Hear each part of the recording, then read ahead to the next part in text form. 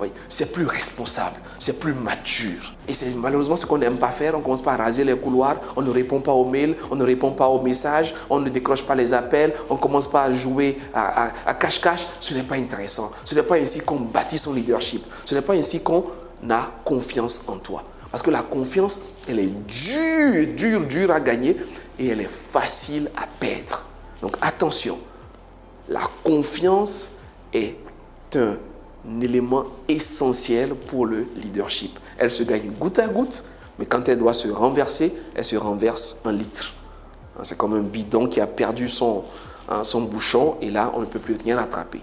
Donc 3, inspirer confiance en tenant ses engagements. Il faut savoir dire non, il faut savoir promettre peu pour réaliser plus, il faut savoir anticiper si on n'est pas capable de tenir sa promesse, mais surtout, à aucun moment, on ne doit perdre confiance en vous.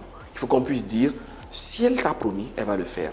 S'il a dit qu'il sera là, rassure-toi, il viendra. Je lui fais confiance. On peut avoir confiance en lui. Tu peux, si c'était n'importe qui, je pouvais douter, mais si lui t'a dit qu'il vient, il sera là. Vous voyez, là c'est intéressant, c'est valorisant. On peut vous faire confiance. Et 4, développer les autres. Et ça, c'est un gros sujet.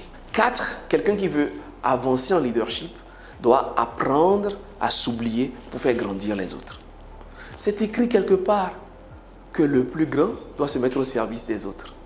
Le plus grand doit se faire plus petit. Celui qui veut être grand doit servir les autres.